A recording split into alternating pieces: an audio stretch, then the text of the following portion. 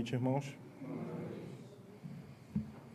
Eu já quase não reconheço quando me chamam só de Diego. Eu acho que é uma outra pessoa. Acho que eu vou adotar o Dig como nome do meio, para facilitar a coisa. É uma alegria, novamente, estar no púlpito de nossa igreja, sabendo da responsabilidade que é, e louvando ao Senhor pela oportunidade de proclamar mais uma vez o Evangelho. Nosso texto hoje está em Mateus 5, versículos 1 a 3. Eu peço que os irmãos já deixem aberto. Mas você deve se lembrar, se você gosta de filmes, de um filme chamado A Procura da Felicidade. Tá? E esse filme ele é baseado em fatos reais e narra a vida do personagem principal, que se chama Chris Gardner. Ele é um pai de família que enfrenta diversas dificuldades que são ali relatadas ao longo do filme. Ele acaba, em algum momento, abandonado pela sua esposa. Ele tem um filho de 5 anos. E o filme segue ali mostrando as suas dificuldades, as suas lutas, a sua expectativa de sair bem na área de vendas, que era a área que ele trabalhava, vendendo alguns produtos, até que um dia ele entra num programa de estágio de uma corretora de ações, e aquela ali é a grande tábua de salvação dele, né? Que ele vá bem naquele estágio e seja contratado. Nesse meio do caminho, eles são despejados, eles vivem de abrigo em abrigo. Em determinado momento do filme, quando está acabando o período do estágio, ele é chamado na sala dos chefes e ele recebe ali a notícia de que ele teve sucesso no programa de estágios e ele seria, então, contratado. E aí, para quem já viu o filme, aparece ele saindo do prédio, e aí ele misturado à multidão em uma narração ao fundo que diz algo como: essa parte da minha vida, essa pequena parte, chama-se felicidade. Nós temos o registro em Mateus 5, de 5 grandes discursos de Jesus. O primeiro desses discursos é justamente o Sermão do Monte. E a introdução deste sermão falará sobre felicidade. Mas que, diferente do filme que eu acabei de comentar, ele não tem a intenção de que seja apenas uma pequena parte da nossa vida. E nem mesmo tem a mesma definição de felicidade que o filme buscou apresentar, e certamente não será alcançada da mesma forma. O primeiro a dar a esta perícope, a esta seção de um texto que vai do capítulo 5 ao capítulo 7, o título de Sermão do Monte, foi Agostinho de Hipona. Alguns afirmam que o Sermão do Monte seria apenas um desdobramento da lei mosaica. Mas a verdade é que o sermão, sim, expõe e explica a lei quanto a certos pontos, mas ele ultrapassa a exposição da lei mosaica.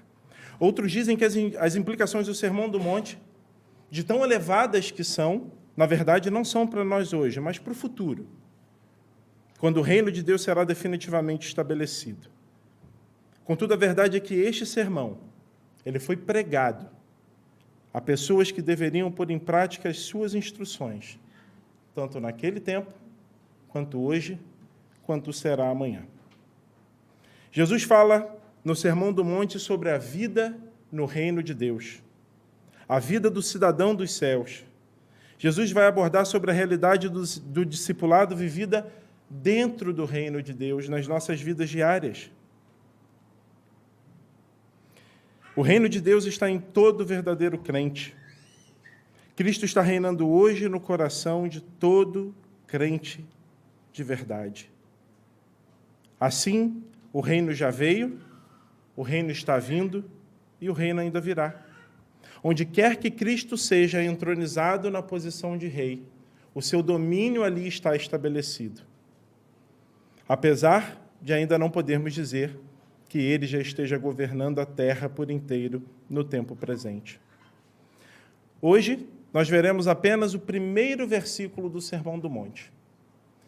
Se as bem-aventuranças são a introdução ao Sermão do Monte, nós ficaremos apenas na introdução da introdução.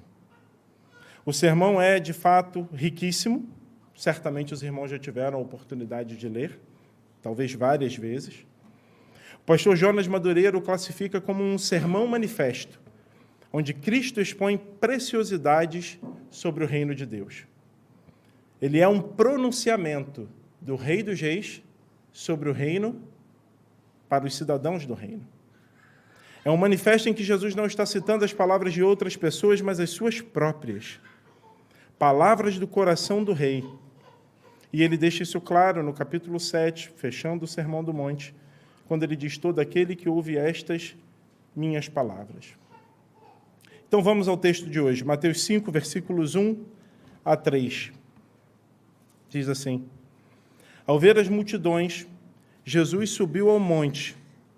Ele se assentou e os seus discípulos se aproximaram dele. Então ele passou a ensiná-los.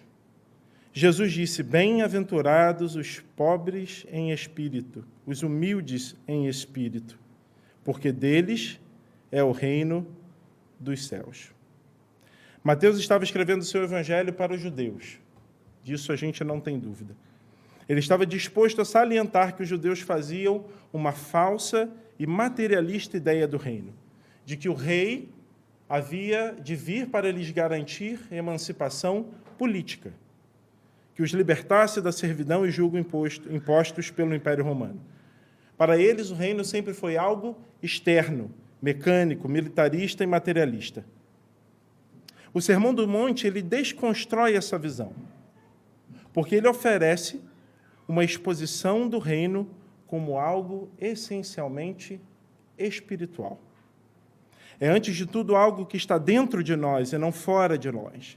É aquilo que governa e controla o nosso coração, a mente e as atitudes do indivíduo. O Sermão do Monte é um sermão que, na introdução, traz o tema da felicidade. São 9 afirmações de Jesus com bem-aventurados. Mas o que significa, afinal de contas, essa expressão? Significa feliz. Certamente Jesus não tratava aqui do senso comum de felicidade baseado em circunstâncias que cercam a nossa vida, o mesmo senso que o filme que comentei no início traz. Cristo quer que conheçamos a verdadeira felicidade. E o capítulo 5 começa com o seguinte registro: ao ver Jesus, as multidões. E embora não esteja especificamente registrado nesses textos, mas nós vemos isso em outras oportunidades em que as multidões são citadas, que Jesus sempre tinha uma reação bastante peculiar quando ele via as multidões. A Bíblia registra em vários momentos que Jesus tinha compaixão das multidões. E o capítulo 4 registra que da Galileia, de Decápolis, de Jerusalém, da Judeia e do outro lado do Jordão, numerosas multidões o seguiam. Isso está em Mateus 4, 25. Ele enxergava aquelas pessoas, ele tinha compaixão por suas almas. Mas, em seguida, o texto registra que Jesus sobe ao monte, se assenta, e os seus discípulos se aproximam dele. O Sermão do Monte, ele é para os cidadãos do reino. Ele é para os discípulos. Os discípulos são aqueles que se comprometem com Cristo e creem que ele é, de fato, o Messias. As multidões são aqueles curiosos, aqueles que até consideram os ensinos de Jesus interessantes, mas que nunca se comprometem, de fato, com ele. Preferem permanecer sempre a uma distância segura do rei. A multidão está ali, ela vai ouvir, afinal de contas, no final do Sermão do Monte, no capítulo 7, Mateus registra que as multidões ficaram maravilhadas com o ensino de Jesus.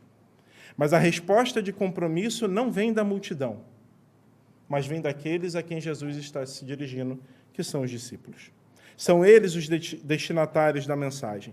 Eles eram o alvo principal, porque apenas os discípulos poderiam conhecer a bem-aventurança ou as bem-aventuranças das quais Jesus falou. Eles eram os únicos que poderiam viver o Sermão do Monte. Porque existe uma diferença fundamental entre o homem natural e o crente, entre as multidões e os discípulos. E o Sermão do Monte deixa isso claro. Na narrativa, Mateus diz que Jesus se assentou, e como vocês devem saber, se assentar era a posição natural, a forma tradicional com que os rabinos da época ensinavam. Então, ele se assentou para ensinar. O que Jesus vai falar aqui não é um pensamento aleatório, não são meras opiniões, não são meras dicas para que você tenha sucesso e uma vida em que tudo vai dar certo. Não é um bom conselho de vida. Jesus estava se manifestando como rei. E nós devemos dar ouvidos ao que ele diz. Chegamos então ao versículo 3. E no versículo 3, nós não temos o início de uma lista de boas ações ou de boas condutas que nós devemos ter. Jesus começa não com uma lei ou com uma regra, mas ele começa com o Evangelho. Jesus não está emitindo ordens. Os primeiros versículos do Sermão do Monte, as bem-aventuranças, elas vão tratar do caráter do crente, daquilo que nós devemos ser, e não daquilo que nós devemos fazer. A palavra bem-aventurada, a expressão bem-aventurado, ela é um adjetivo que simplesmente e basicamente significa feliz, como eu disse no início. E isso nada tem a ver com o sentido de felicidade que o mundo prega, que o mundo considera. Os poetas gregos, como Homero e Hesíodo, por exemplo, frequentemente se referiam aos deuses gregos como sendo bem-aventurados, como sendo um estado não afetado pelo mundo dos homens que estavam sujeitos à pobreza, à fraqueza, à morte. Em outras palavras, o conceito grego é a ideia de um tipo de alegria, um tipo de regozijo, um tipo de contentamento, um tipo de bem-aventurança que não é afetada pelas circunstâncias. Não é algo temporário ou circunstancial, ou uma sensação, uma emoção relacionada à felicidade. Ela tem a ideia de uma felicidade interior, uma alegria interior, que não é o resultado de circunstâncias, nem está sujeito a essas mudanças. É um estado e não um sentimento. Um regozijo interior que não é produzido por circunstâncias. E este é um estado de bem-estar no qual Deus deseja que os seus filhos vivam. É o deleite na presença de Deus, em comunhão com o Criador, assim como ouvimos hoje de manhã, na leitura e na exposição do Salmo 1. É também uma palavra que fala a respeito de caráter. E ela toca o ser humano na raiz da sua existência. E a razão desta afirmação é porque ela é usada também para se referir a Deus. 1 Timóteo 1,11, segundo o Evangelho da glória do Deus bendito, do qual fui encarregado. Ela também é usada se referindo ao Senhor Jesus Cristo. 1 Timóteo 6,15, a qual, no tempo certo, há de ser revelada pelo bendito e único soberano, o Rei dos Reis, o Senhor dos Senhores. Então, a bem-aventurança, a felicidade é uma característica verdadeira a respeito do Deus Trino. E, como dissemos, ela é reservada aos discípulos, ela não é para a multidão. Essa felicidade, ao contrário da história do Chris Gardner, ela não é uma pequena parte de nossa vida. Ela deve ser a nossa vida, mas ela é inalcançável à parte de Deus, à parte de Cristo. Então, a próxima pergunta que talvez a gente faça é: como então ser um bem-aventurado? Como fazer para alcançar isso que está aqui descrito no Sermão do Monte? A primeira coisa a se destacar é que nada do que encontramos no Sermão do Monte, a começar de sermos humildes em espírito, pobres em espírito, como lemos, seja a descrição de alguma qualidade natural que nós temos, ou de alguma virtude que nós temos, ou associada ao nosso temperamento, mas antes é uma disposição produzida pela graça divina. Ela é para os nascidos de novo, para os cidadãos do reino. O Sermão do Monte ele não está apresentando para a gente viva deste modo e vos tornareis cristãos. Ela diz o contrário. Porque vocês são cristãos. Porque vocês são cidadãos do reino. Vivam deste modo. É deste modo que nós, cristãos, deveríamos viver. Mas é interessante porque, se você já leu, pelo menos, a introdução do Sermão do Monte, as bem-aventuranças, você pode ter ficado com uma sensação estranha. Porque, ao mesmo tempo que chama os discípulos de felizes, de bem-aventurados, apresenta um reino com uma perspectiva bastante diferente daquela que tradicionalmente geraria felicidade. Associa o bem-aventurado a ser humilde em espírito, associa o bem-aventurado aos que choram, aos que têm fome e sede de justiça, quando o que a gente ouve aí fora é que a felicidade é fazer as suas próprias vontades, é fazer as suas próprias coisas, é conseguir pegar tudo o que você quiser, é adquirir as coisas do mundo. Felizes são os ricos, os nobres, os felizes. Felizes são os famosos, os populares. Só que a mensagem do Sermão do Monte não se encaixa nessa definição. Vocês devem se lembrar de Salomão. Não? Salomão foi o rei mais magnífico que já existiu.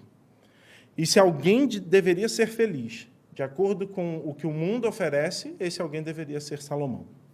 Ele tinha nobreza, sua parentela era a linha real de Davi, pela qual viria o Messias. Não havia ninguém com mais nobreza do que Salomão. Seu palácio era modelo, na terra de riqueza. Estava localizado na cidade de Deus, a cidade de Jerusalém.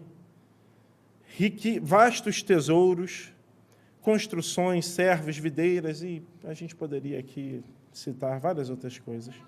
A sua inteligência, o homem mais inteligente que já viveu, ele tinha tudo. Pelos padrões que o mundo estabelece de felicidade, ele provavelmente era um dos mais felizes. E quando essas coisas são colocadas na balança, está registrado em Eclesiastes 1:14 o seguinte: vi todas as obras que se fazem debaixo do sol, e eis que tudo é vaidade, é correr atrás do vento. Os deleites deste mundo, eles não consolam, eles não suprem a necessidade da nossa alma. Os prazeres deste mundo não trazem a verdadeira felicidade. E foi por isso que Paulo, quando escreveu aos Filipenses, afirmou considerar como perda, tudo isso como perda, comparado à suprema grandeza do conhecimento de Cristo Jesus. O mundo, meus irmãos, em alguma medida, tem entrado na igreja.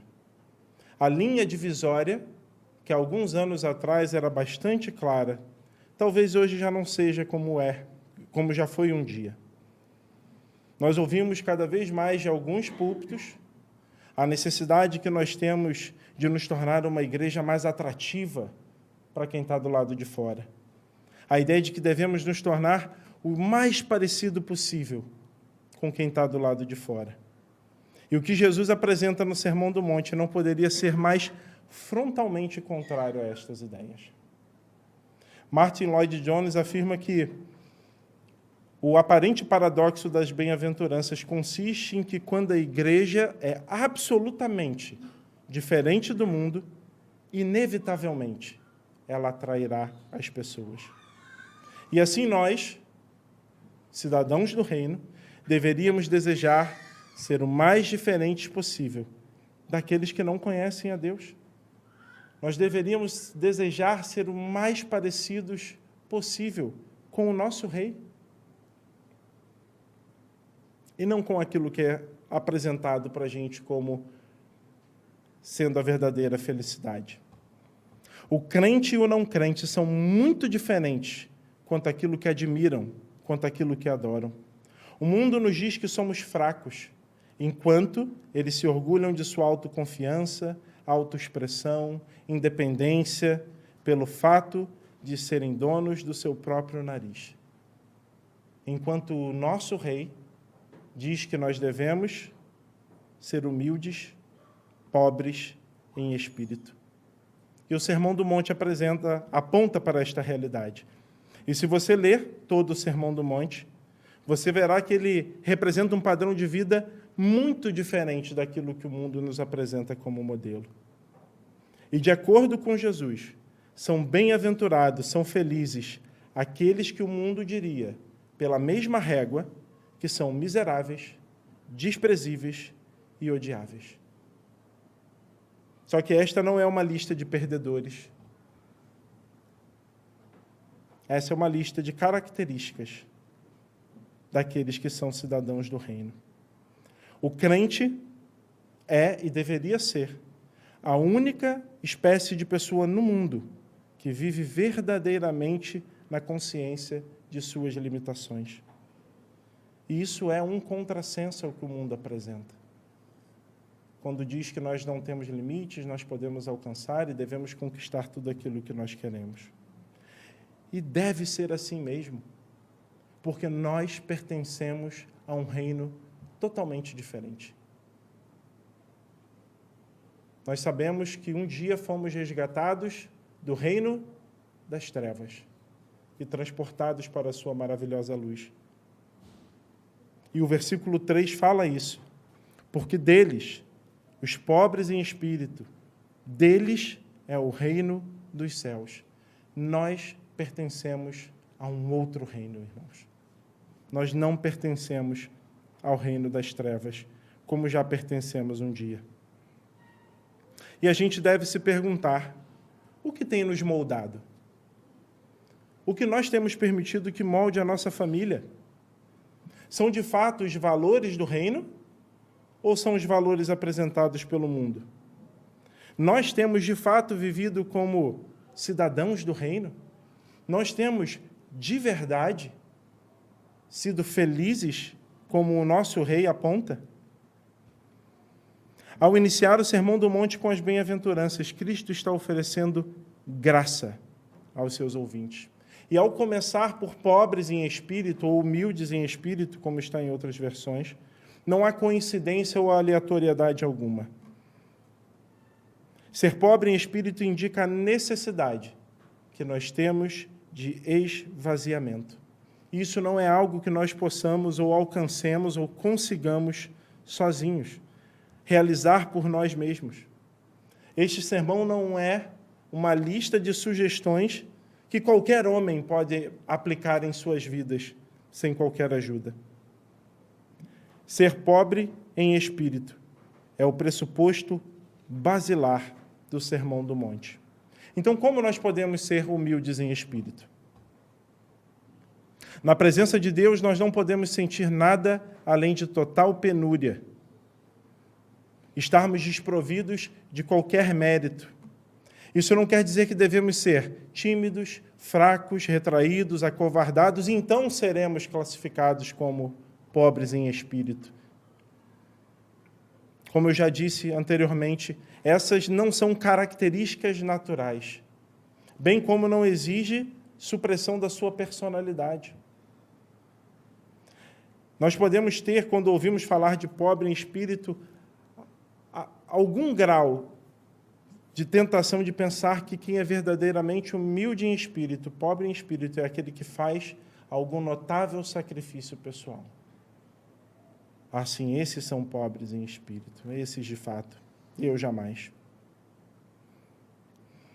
O apóstolo Pedro era, por natureza, um homem impulsivo, que se impunha aos seus semelhantes e tinha muita autoconfiança, sem dúvidas. Mas veja o que é dito em Lucas 5:8. Vendo isso, Simão Pedro prostrou-se aos pés de Jesus, dizendo: Senhor, afaste-se de mim, porque sou pecador. Pedro nunca deixou de ser um homem de grande ousadia, nunca se mostrou um covarde para que fosse considerado pobre em espírito, para que você dissesse que era alguém pobre em espírito. Nesse sentido, sua personalidade nunca mudou, mas ele foi transformado. E nós podemos observar isso na vida do próprio Senhor Jesus, que declarou em João 8:28.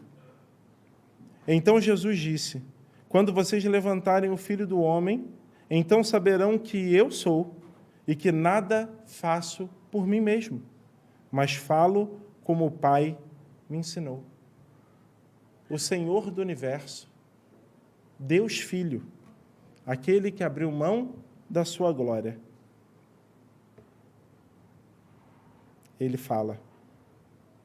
Ele diz que fala como o Pai me ensinou. Pobre em espírito é a base de todas as graças, por isso ela vem primeiro nas bem-aventuranças. Enquanto nós não formos pobres em espírito, não poderemos ser bem-aventurados. As Escrituras trazem algumas advertências preciosas em relação a isso. Tiago 4:6, mas ele nos dá cada vez mais graça. Por isso diz, Deus resiste aos soberbos, mas dá graça aos humildes. E 1 Coríntios 1:28 e 29. E Deus escolheu as coisas humildes do mundo e as desprezadas e aquelas que não são, para reduzir a nada as que são, a fim de que ninguém se glorie na presença de Deus. Ser pobre em espírito aponta para a completa ausência de orgulho pessoal, completa ausência de segurança e independência, de que não dependemos de nossos dotes naturais de personalidade, de inteligência, ou da nossa própria moralidade, ou de termos alguma vantagem da posição social, do dinheiro ou de qualquer riqueza. Ser pobre em espírito é saber que nada somos, que nada temos, e olharmos para Deus em total submissão e dependência dele. É a consciência da nossa própria nulidade e dependência da sua graça.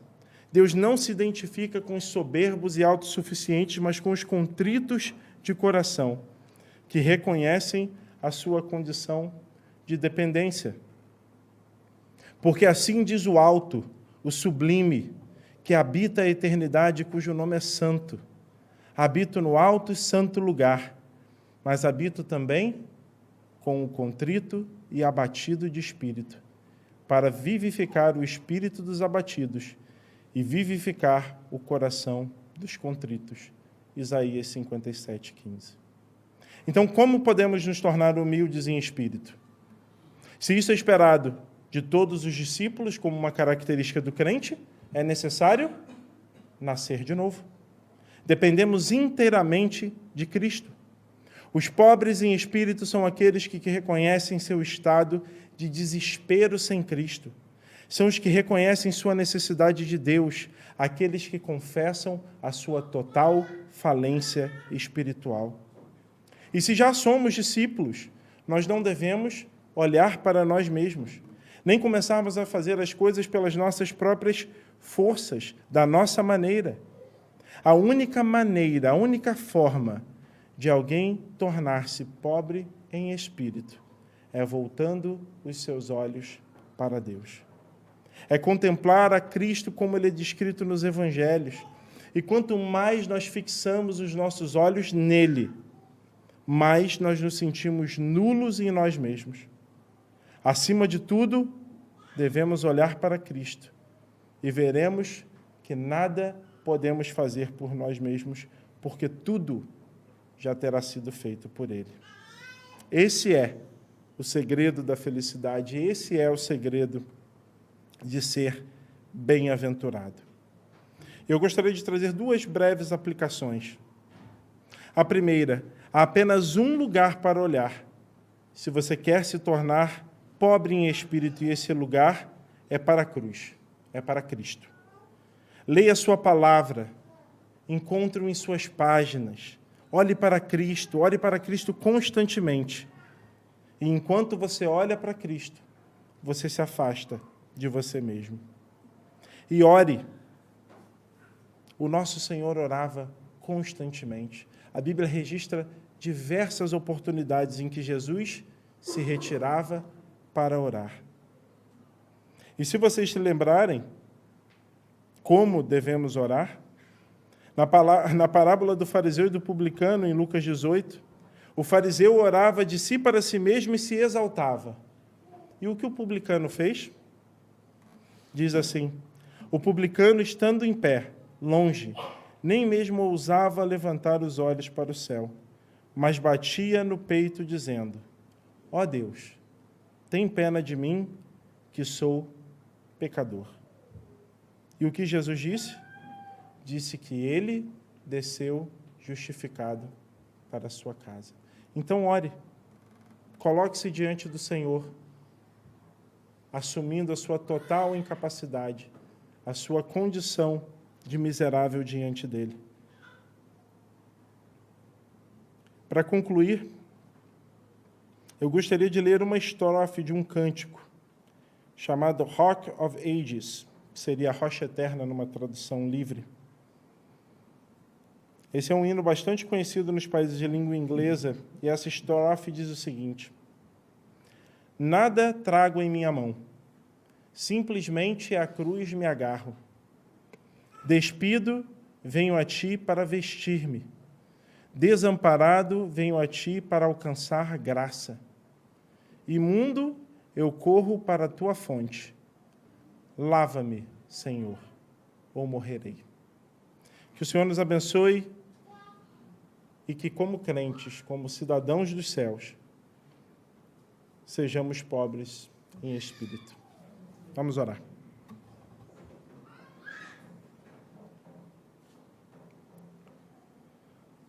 Pai, nós oramos para que não haja artificialidade em nossa vida, Senhor. Que nós não tentemos buscar um tipo de humildade induzida e produzida por nós mesmos. Ajuda-nos a saber, como Paulo, que tudo que somos é por Tua graça e nada mais, Senhor. Estávamos sem Deus, éramos inimigos de Deus, éramos indignos e ainda somos. Ajuda-nos a saber que existimos no Teu reino somente por causa da Tua graça, Pai. Nós não podemos agradar ao Senhor ou viver em Seu caminho por nossas forças. E confessando que não podemos, reconhecemos que Cristo cumpriu todas as exigências perfeitamente. Por isso confiamos no nosso Senhor, por isso nos agarramos à cruz, e que possamos ser tão diferentes, Senhor, como cidadãos do reino, como resgatados do reino das trevas para a Tua maravilhosa luz.